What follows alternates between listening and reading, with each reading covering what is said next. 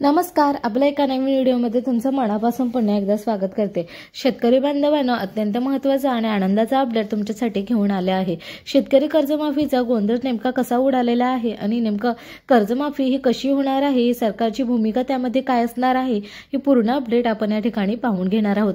तर शेतकरी बांधवांनो, आपल्या चॅनलवर तुम्ही जर नवीन असाल तर चॅनलला आपल्या सबस्क्राइब करून घ्या, बेल आयकॉनला क्लिक करा, जेणेकरून नवनवीन व्हिडिओचे अपडेट तुमच्यापर्यंत येणार आणि तुम्ही फुल वॉच करू शकणार. चला तर मग वेळ न वाया घालवता आपण व्हिडिओला सुरुवात करूया. तर मित्रांनो, नमस्कार. छत्रपती शिवाजी महाराज शेतकरी कर्जमाफी या योजनेची ही राज्यात फडणवीस सरकार असताना या योजनेअंतर्गत शेतकऱ्यांना 15 लाखापर्यंत कर्जमाफी देण्यात आली होती. मागील काही दिवसातच झालेल्या हिवाळी अधिवेशनाच्या मध्ये मुख्यमंत्री एकनाथ शिंदे यांनी हिवाळी अधिवेशनात कर्जमाफीची घोषणा केली आणि राज्यातील शेतकरी कर्जमाफीमध्ये पात्र असतात, पण सॉफ्टवेअरच्या त्रुटीमुळे राज्यातील ज्या शेतकऱ्यांना कर्जमाफीचा लाभ मिळाला नाही अशा 4 लाखाहून अधिक शेतकऱ्यांना कर्जमाफीचा लाभ देण्यात येणार आहे, असं अपडेट आलं होतं. मुख्यमंत्री एकनाथ शिंदे यांनी हिवाळी अधिवेशनाच्या केलेल्या घोषणेनुसार सरकारने कर्जमाफीच्या कामाला पुढाकार देण्यास सुरुवात केल्याने याबाबत एक प्रचंड संभ्रमाची स्थिती निर्माण झाली आहे.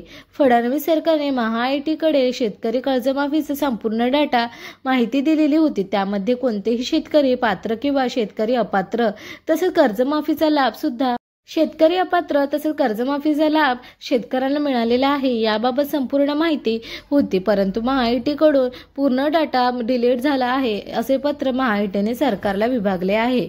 महाआयटी असे पत्र सहकारी विभागाला दिल्यानंतर मोठा गोंधळ समोर आला असून आता कर्जमाफीसाठी उर्वरित शेतकऱ्यांना कर्जमाफीचा लाभ कसा मिळणार व राज्य सरकार काही नवीन निर्णय घेणार का याकडे शेतकऱ्यांचं लक्ष लागले आहे. परंतु कर्जमाफीच्या प्रतीक्षेत असलेल्या सर्व शेतकऱ्यांना आता कर्जमाफीसाठी आणखी प्रतीक्षा बाळगावी लागू शकते, असा अपडेट आलेला आहे. छत्रपती शिवाजी महाराज शेतकरी कर्जमाफी योजनेचा डाटा महाआयटीकडून डिलीट झाल्याने पात्र शेतकऱ्यांच्या या कर्जमाफीसाठी मोठी प्रतीक्षा करावी लागणार आहे. तरी शेतकरी मित्रांनो, कर्जमाफीसाठी काही नवीन जर अपडेट आले तर तुमच्यापर्यंत पोहोचवण्याचं काम आम्ही करणारच आहोत.